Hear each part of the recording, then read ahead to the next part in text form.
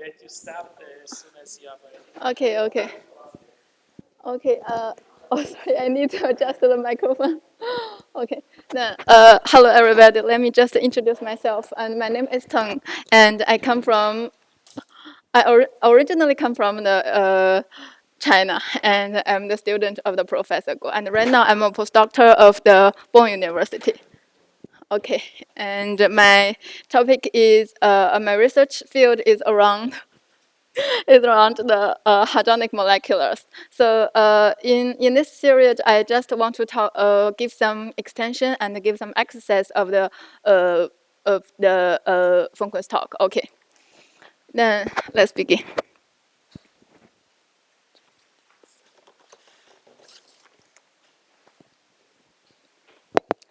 Okay, so firstly, I think we can make a short review of the heavy quark spin symmetry. Oh, I think it's too high for me, so I just start with here. Okay. Okay. For the heavy quark symmetries, one of the most heavy quark symmetries is that the heavy quark spin symmetry, right? And the heavy quark spin symmetry told us that the interaction of the spin of the heavy quark part, it is proportional to the sigma plus b and over mq. And in the heavy quark limit, this stuff is approximately to 0. It means the heavy quark spin does not join the interaction. Okay, so we can divide the total angular momentum as the heavy quark and the light quark part. So firstly, if we focus on a system which is contained with a heavy quark and a light quark meson, we can divide its angular momentum by two methods. Firstly, we can make the spin of heavy quark and the spin of light quark. Let them couple first. Then couple with their corresponding orbital angular momentum. This is the first part.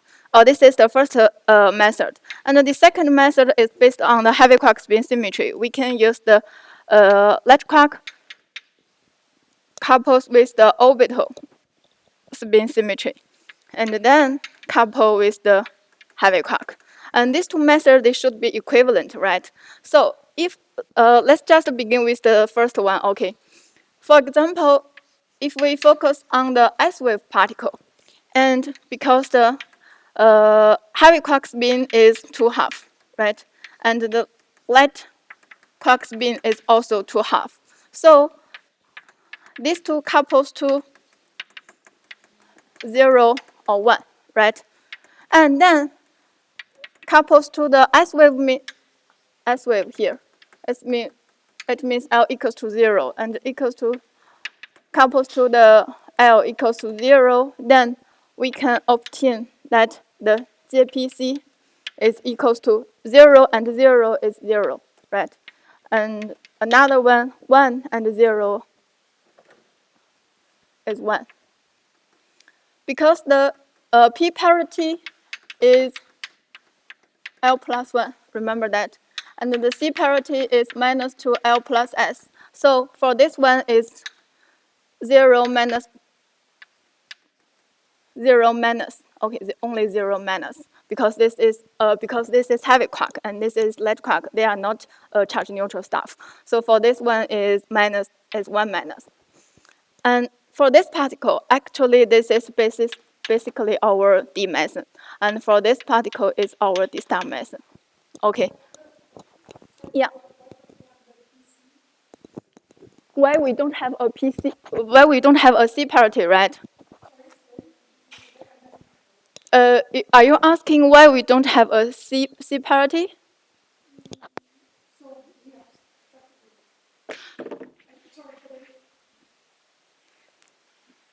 So your JPC value is 0 and minus the parity and 1 minus the parity.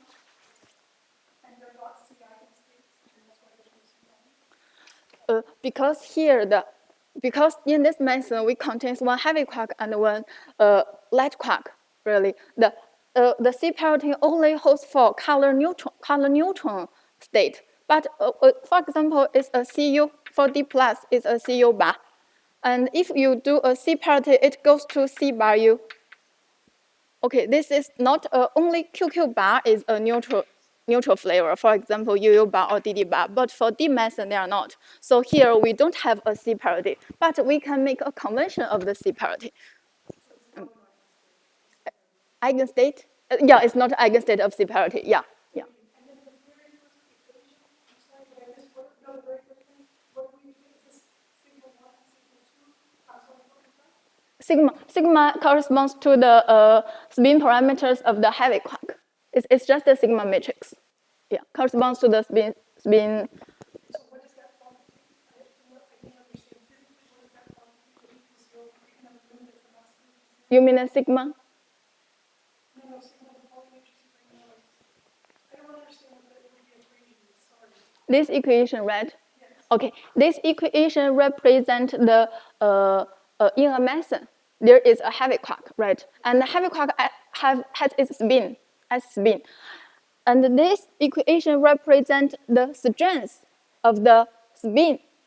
To if the spin is interacts with other part, and this is the strength of that. Yeah. Okay. Yeah, and it's orbital angular momentum. Yeah, yeah, and this is actually just represents this part. Oh yeah, this sigma dot b.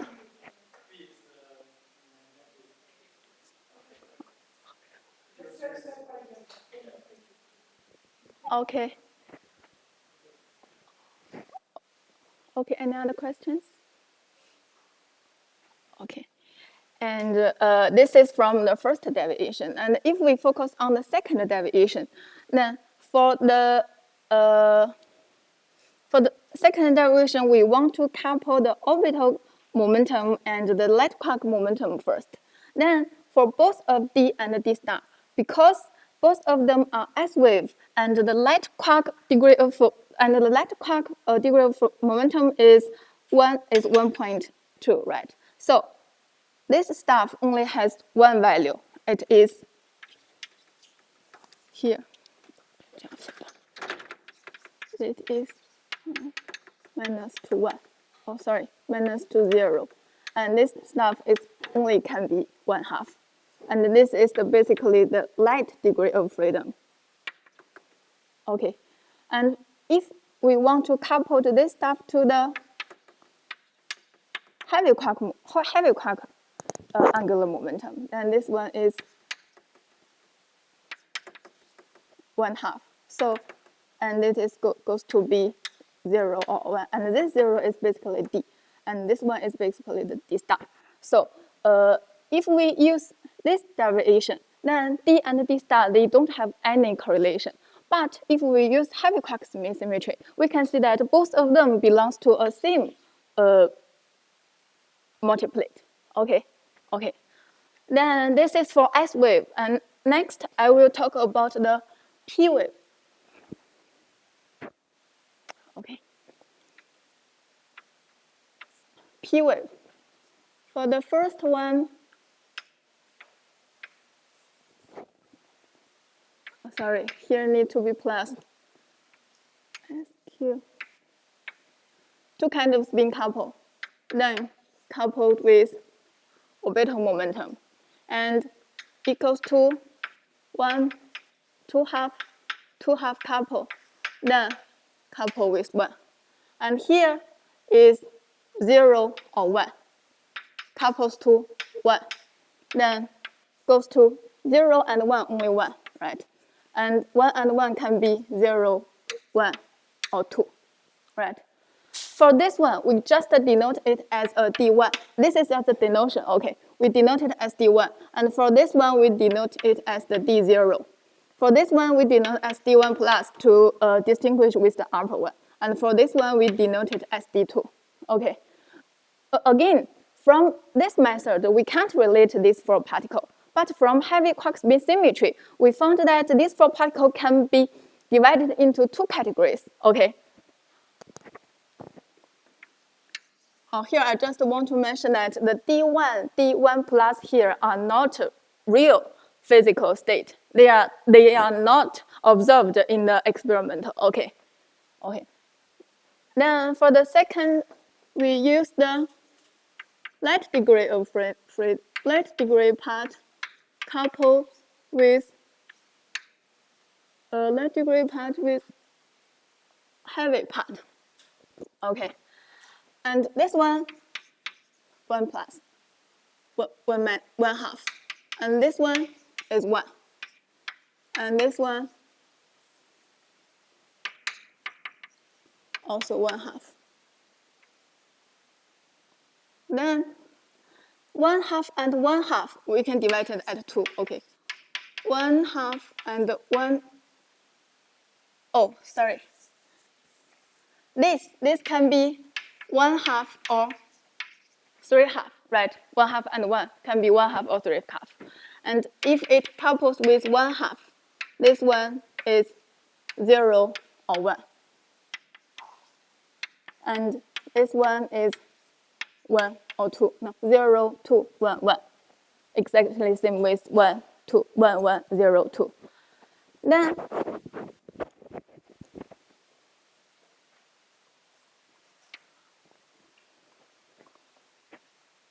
and this 0 is basically here, D0. Oh, sorry, D0. And the 2 is basically the D2. And this one is our D. This is mentioned by Fengkun. Remember, there are two D1. One is D1, one is narrow, and the other is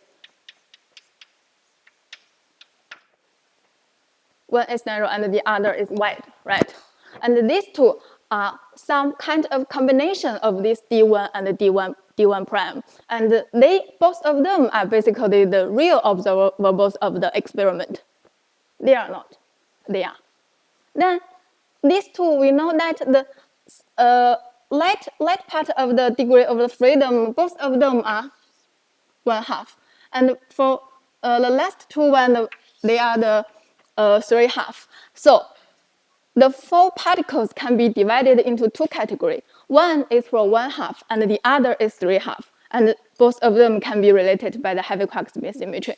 And this is evidence that heavy quark spin symmetry play a very important role in the real world. Because if we use this method to couple the momentum, we find that even D1 and D1 prime, they are not exist in the real world. Okay, but the real one only exists here. Both of them are a kind of combination of these two. Okay. Any question? Any question? How do we know that we observe the ones on the right and the ones on the left? Like, how do you verify that? Sorry. So my question is, so you said that in nature we observe the D1 you wrote on the right of the left. But how do you find out that we actually observe those and not the ones that you wrote on them? Because based on the experiment observed, we find out two D1, right? And one is this mass, and the other is this mass. They have different quantum number. As we know, even though the total angular momentum is 1, but the light degree of freedom are different. One is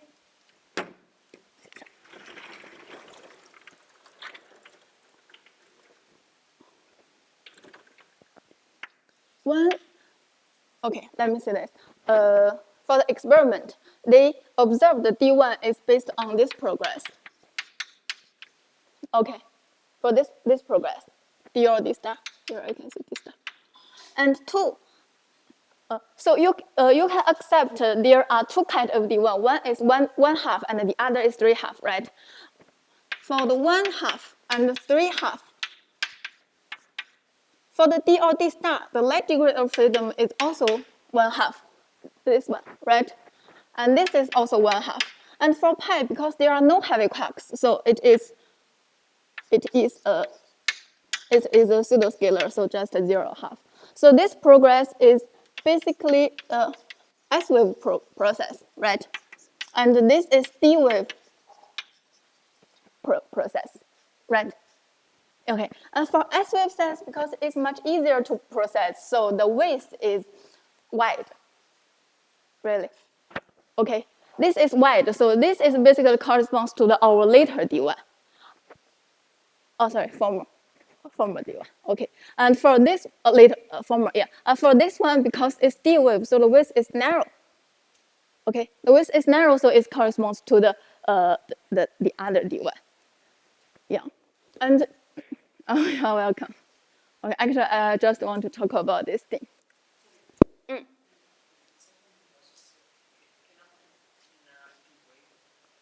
Sorry, D wave for the second process. D wave, D, SPD.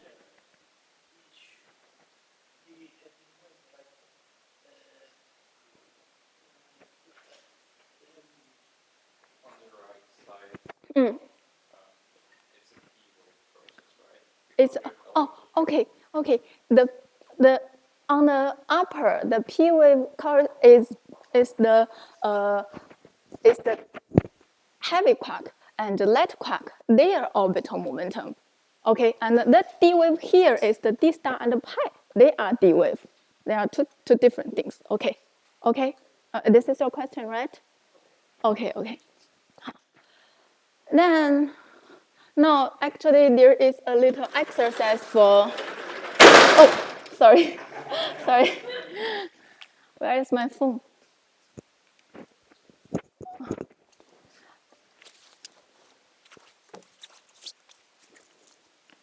Right now, I want to write a statement, and I will give you a few minutes to think about why the statement is reasonable. Okay.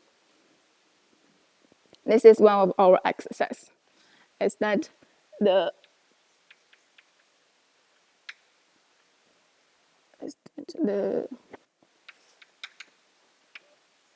separation of the S-wave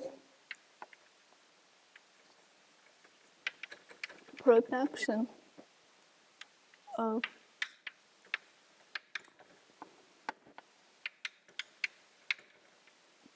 minus heavy meson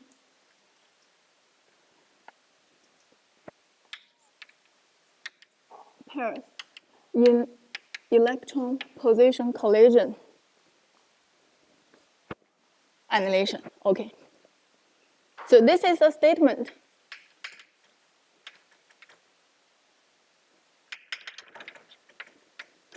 No, I will give you a few minutes to understand this statement just based on this thing. Okay. Okay. Sorry? Can you read it? Read it. Okay. Sorry, I think it's a little messy for my blackboard. Separation of the S-wave production of three half plus and 1/2 minus heavy meson pairs in E plus E minus annihilation. So why? Actually, just why this progress for Q bar, Q is this one and Q bar is this one. Why this progress is strongly separation? Just this question. Okay. Okay, and there is a hint for this one. This progress is basically on the electron position collision to a virtual phonon, and the phonon goes to the QQ bar. Okay.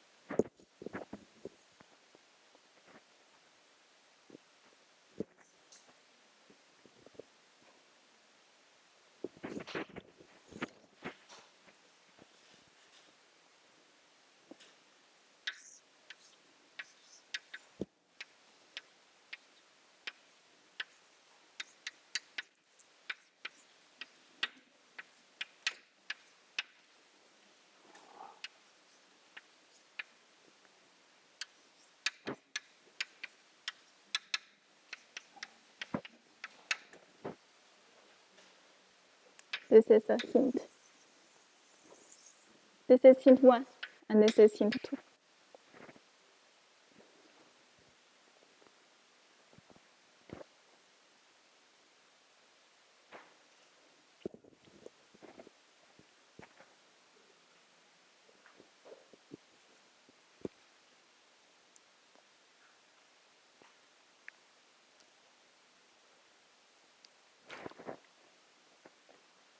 Okay, and look at that. Here is S wave.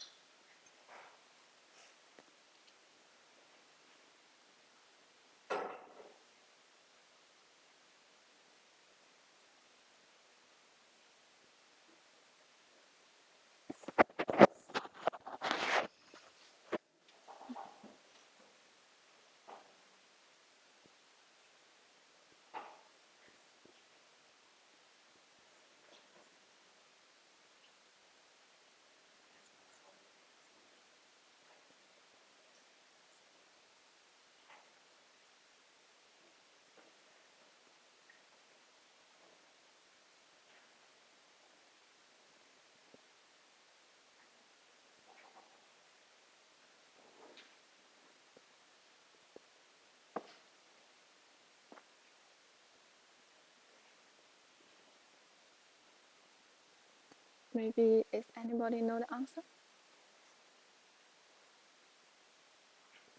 I have a guess. Mm. So I think the photon has intrinsic character of plus one. Uh-huh. And then the two mesons, if you multiply the characters, you get minus one.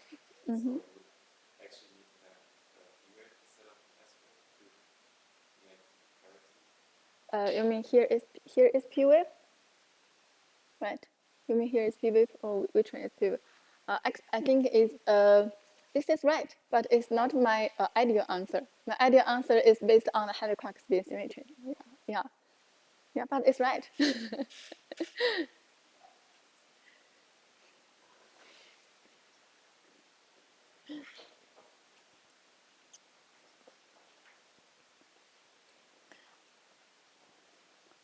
Because we decompose the total angular momentum to the heavy part and the light part.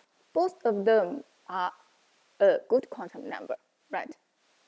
They are conservative respectively, right? Because the heavy quark spin does not join the interaction. So, because the heavy quark pair are S-wave, and in this system, there are no light quark. So, this one equals to what? Equals to what? 0? Yeah, this equals 1 to 0. But the final state of is what? It's here, right? Can 3/2 and 1/2 couples to 0? No. Yeah, and this is exactly the answer because the light part degree of freedom are broken. It didn't conservative. So it is break our heavy quark spin symmetry. This is why this process is strongly suppressed.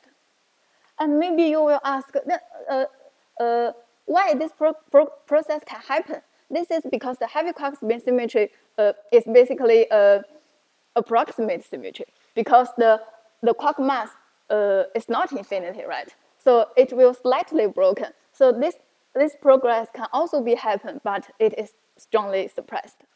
Okay, does that make sense to you? Mm-hmm. Okay.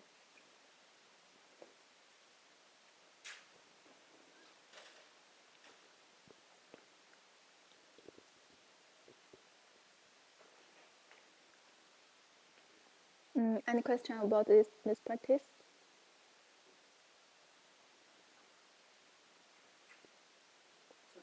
We are not considering the light bar that then contributes to form the two mesons. From the vacuum, the QQ bar. You mean that? Why we don't count them in S7? Because this is our hint one, because this progress is E plus E minus to photon, and the photon goes to the heavy QQ bar pair. And the light QQ bar pair occurs from the vacuum, or you can, it occurs as a gluon.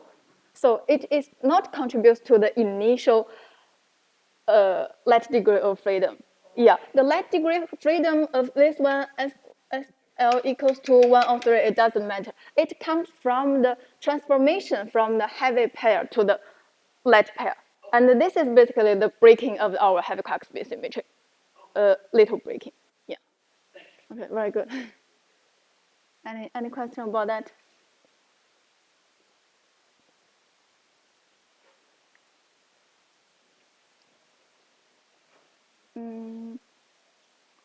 If no other question, I think we can talk about X3872.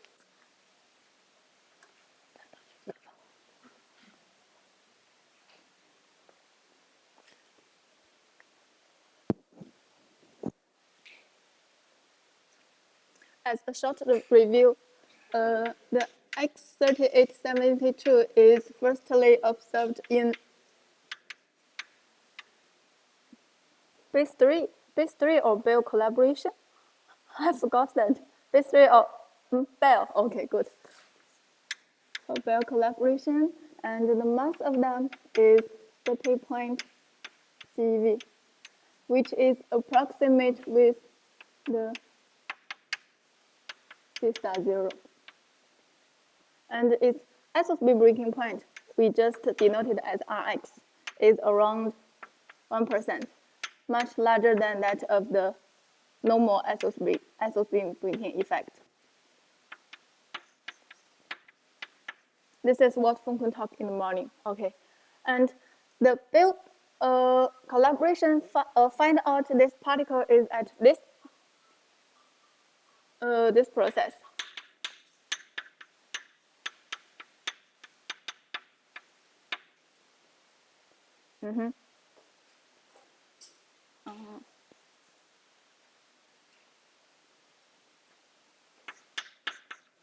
And this process is SOSB breaking.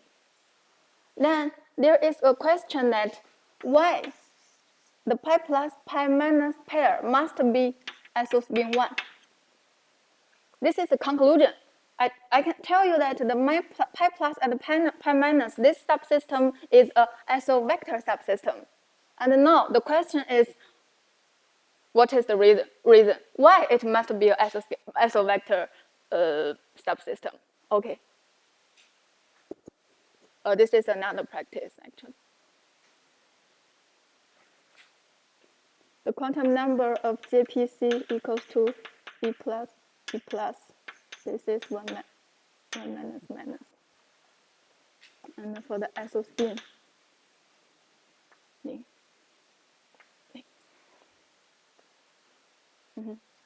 give a few minutes to think about that.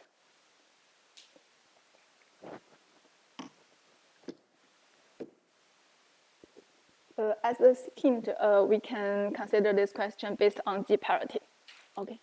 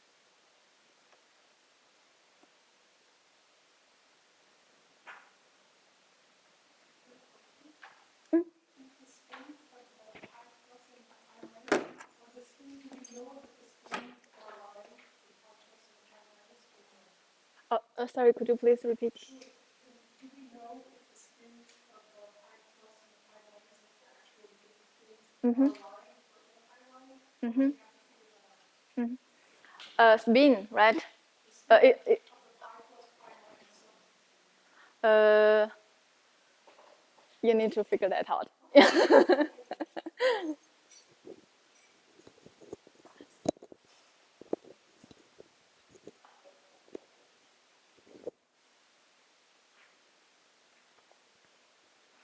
Pi plus, pi minus is a particle and particle pairs, right? So the superiority also satisfy that minus 2L plus S, right? Okay, and this is also a hint.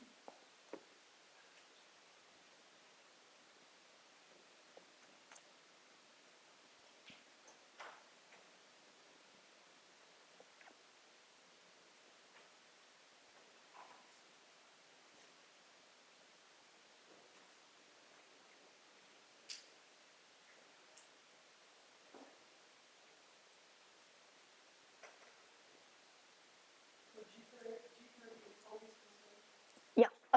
No, G parity is not always conserved.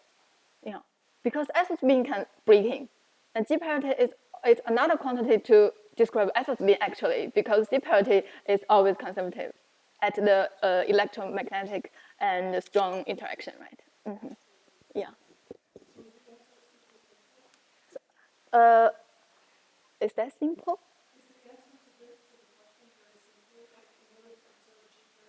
Yeah, yeah, yeah, yeah. Good. We know that attitude breaking is You mean the SS ranking of X30 is 72? yeah, so we have the order Yeah, it's order 1. No, that case actually. It's not related to the SS wind breaking of the X. Just yeah, maybe anyone know the answer? Maybe.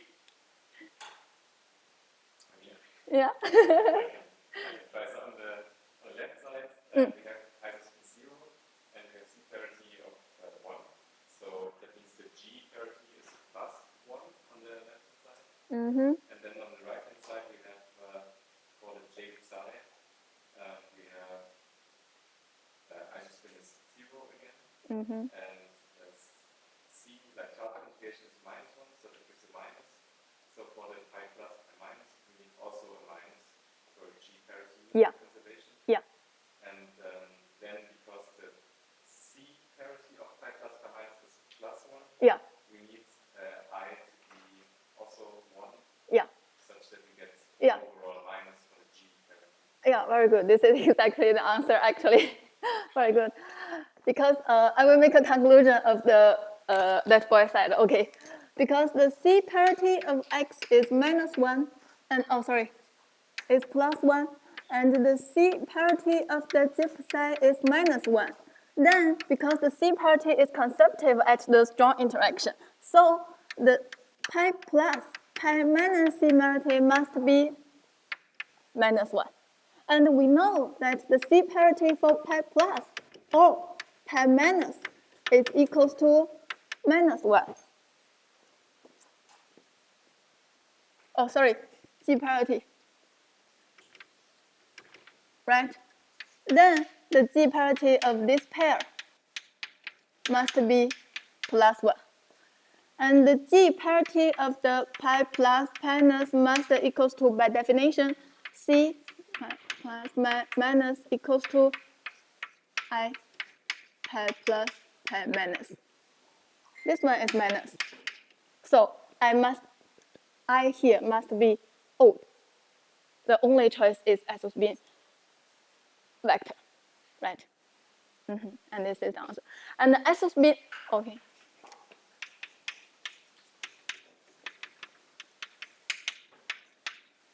And what is the iso vector pi plus pi minus pair? This is basically row method, right? Row method. So as an extension, oh, I will answer that one. Because the C parity is minus, and the C parity of the pi plus pi minus equals to L plus equals to minus 1. Pi is pseudoscalar. So the spin of itself must be 0, right? Must be 0. So L must be odd. Then it's a P wave. This corresponds to a P wave. So the final conclusion is that P wave pi plus minus pair gives the isospin of this pair a isovector. And this one is basically row method.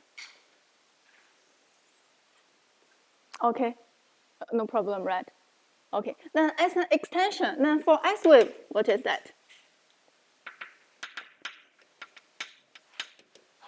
For S wave, pi plus pi meson pair should be what? 0. This is odd. Then it must be even, right? It must be even.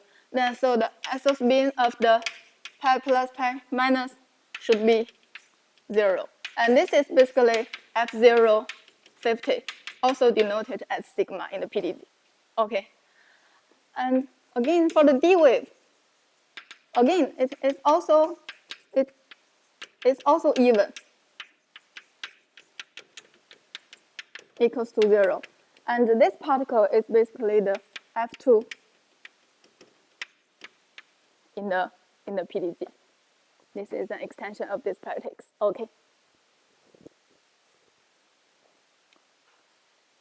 Then I just said that the isospin should be even, but I omit the isospin 2, right? Why? Why omit the isospin 2? It doesn't exist or exist? Does that exist?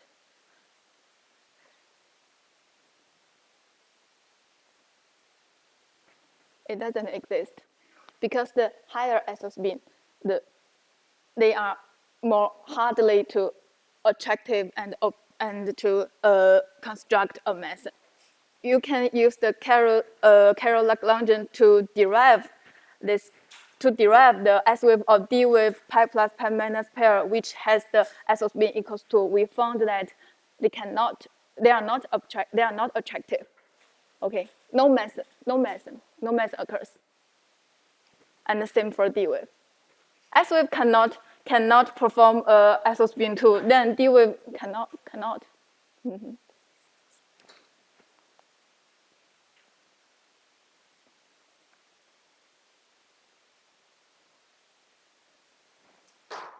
Any question about that?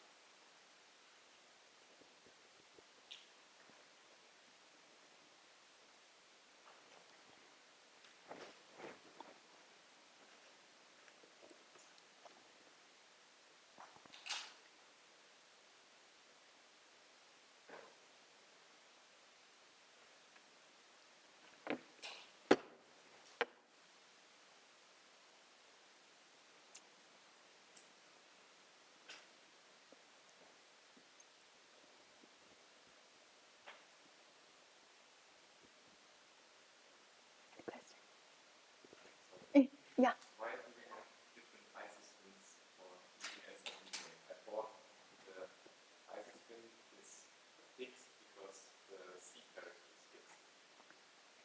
Yeah. C parity is fixed, but C parity equals to minus 2L plus S. S is always 0. Then for oh, sorry. The C, sorry, I make a mistake. These two extensions are not based on this process. It are not based on this process. It maybe occurs in other process, just the pi plus pi minus pairs. Yeah, sorry to make the confusion. Yeah.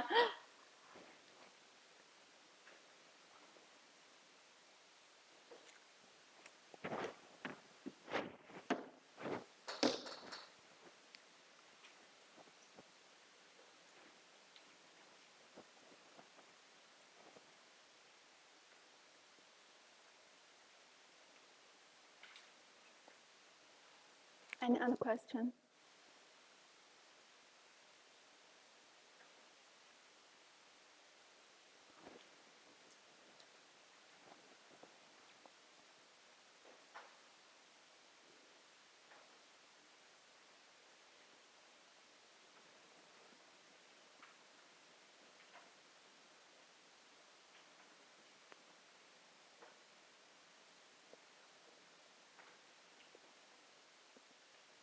If no more question, I think we can take a break. And later I will introduce more about X3872.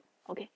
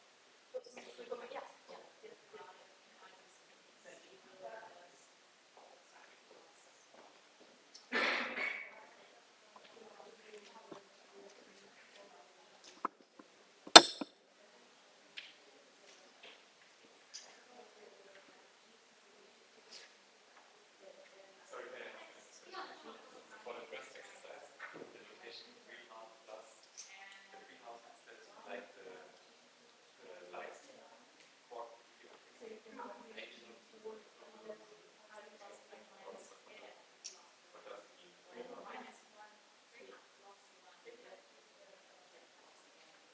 Okay, so it's not the total angular momentum of the laser, it's the light information. Okay. Then it makes sense.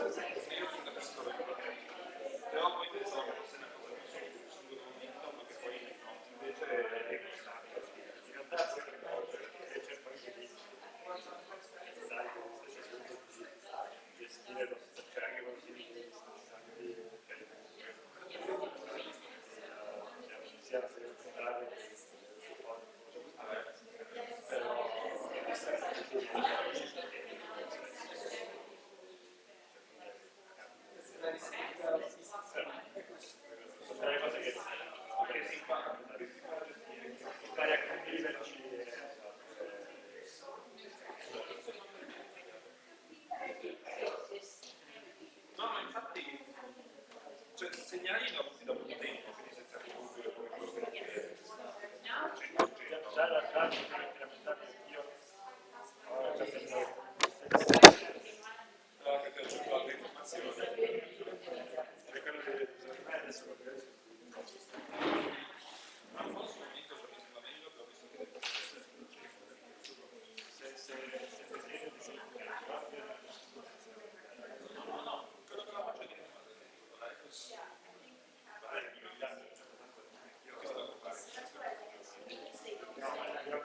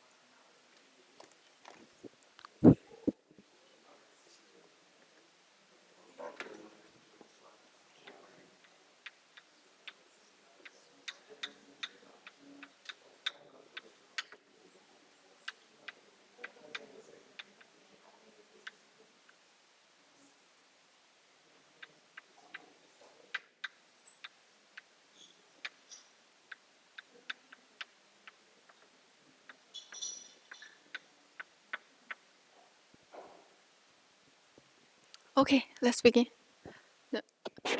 As mentioned, we observed the X3872 at this final state, but because of heavy quark flavor symmetry, we expect that we can observe the pattern of X3872 and denoted as XB in the corresponding process, right? But as mentioned in the morning, as mentioned by Feng Kun in the morning, this process cannot happen. Okay, and the reason I will make a short review to the reason he give to you, and on the other side I will give you another reason to clarify this thing. Okay, and for the because as mentioned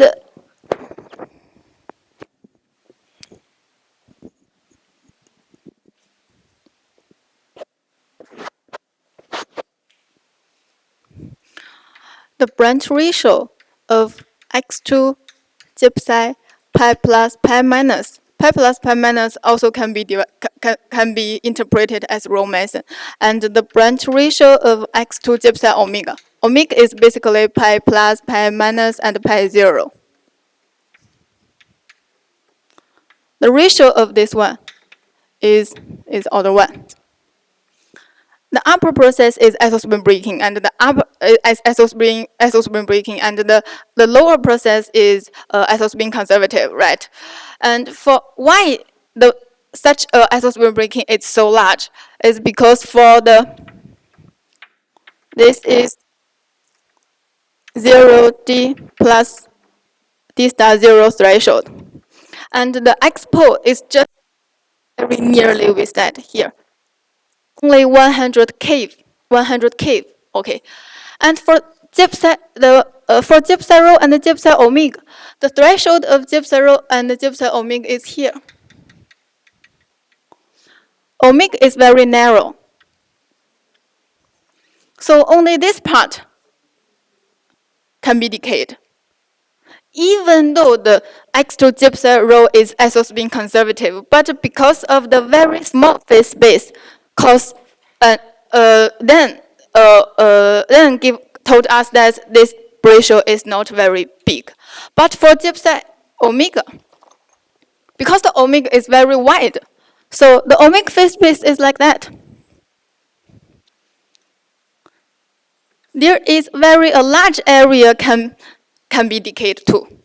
Even though X2 gypsy rho is isospin breaking, but because of the large phase space, these two part of contribution make the branch ratio of this ratio is order 1. This is what Feng Kun mentioned in the morning. Okay, any problem of that? And then I will give another perspective, because the X3872 is very largely coupled with these channels. The neutral DD star channel, charge DD star channel. Then if here is the threshold 1, and here is threshold 2, and because the binding energy of X3872 is very small, so it's just located here. Okay, then because there is a pole, the pole can be coupled with these two thresholds. For the neutral DD star and the charged DD star, we can combine them as combine these two quantities as a isospin eigenstate. For the isospin scalar, this should be d0 d star 0 plus d minus 4. Of course, here is a square 2. And for isospin 1, this one should be plus sign, right? Minus sign.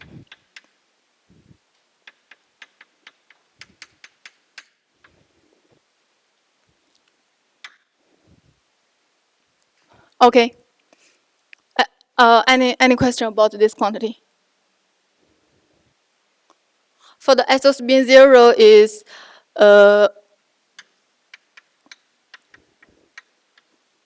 isospin 0. spin 1 is the relative sign is on the opposite of the spin because the isospin of UCAC has an inner negative sign. Okay. Any question about that? If no, then we can compute the cross section of X2 isospin 0. It should be X couples to plus neutral DD star. And the cross section of X2 isospin vector should be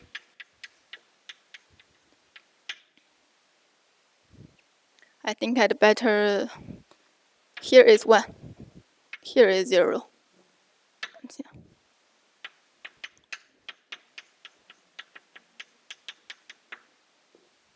Right. And the ratio is basically this one. These two quantities, this quantity divided to this quantity. And because the pole of the X is here is only 100 keV, but the difference of the two threshold has 8 MeV. Then, which means the pole is very near the first threshold, but it's very large it's very far away the second threshold. So this coupling and this coupling has a very large difference. Okay. The distance and the distance of the pole to the first threshold just here. But the pole to the second threshold is here. 100 MeV, 100 keV, 8 MeV. So these two quantities has a very large difference, which caused the Rx is order 1. Okay. But for XB, things are different. Because for XB, the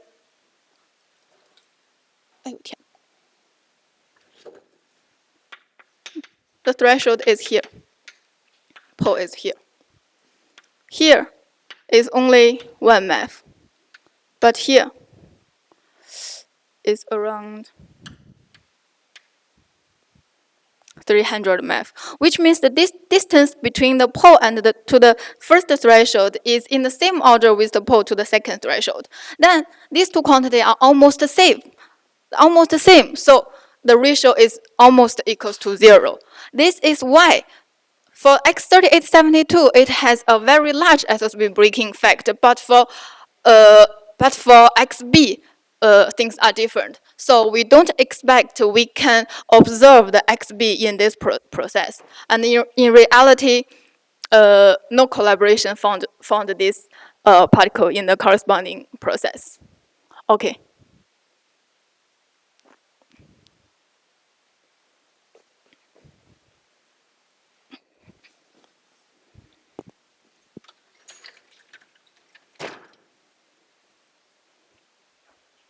Any question?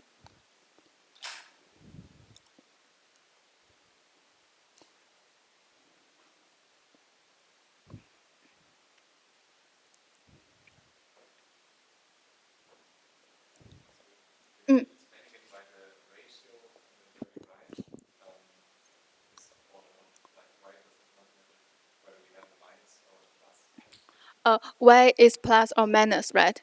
Y in the denominator is plus, whether in the numerator is minus. This is your question? No, the question is why numerator and denominator are comparable size. A comparable size. Oh, sorry. Give me 1 second.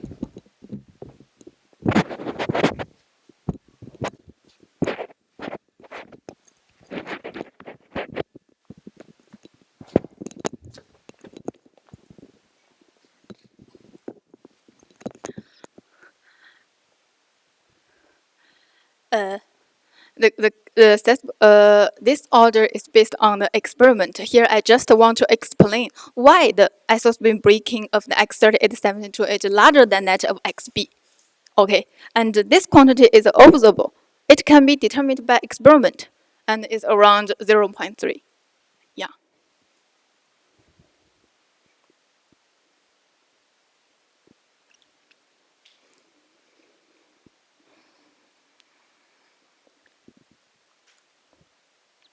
Actually, in addition to this set, for X3878 particle itself, actually it is not a pure isoscalar particle. In our recent analysis, we found that there are some isovector part of the X3872 itself. So the large isospin not only caused by the threshold difference, there are also some contribution from the X3872 itself. It is not a pure isoscalar state. Okay, yeah. So since the X3872 is not pure isoscalar, so it has a isospin partner, and we denote it as WC1. And this is also not isoscalar. It is not a pure isoscalar isovector. To conclude that X3872 and its corresponding isospin partner, both of them are not isospin eigenstate. Yeah.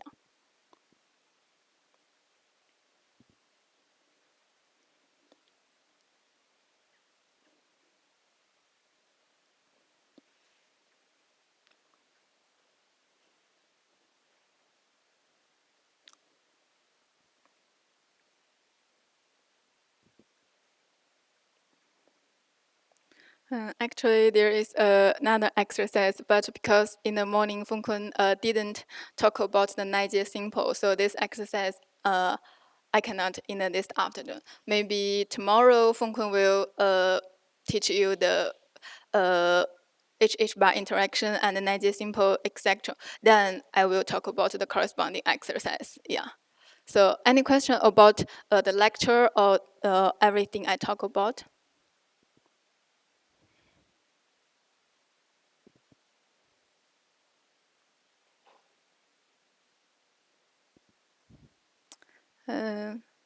If no question, I think if you have any more questions, you can come to the office 105 and to find me there. Yeah. And you can also send me email. Yeah. Okay, then over. Thank you.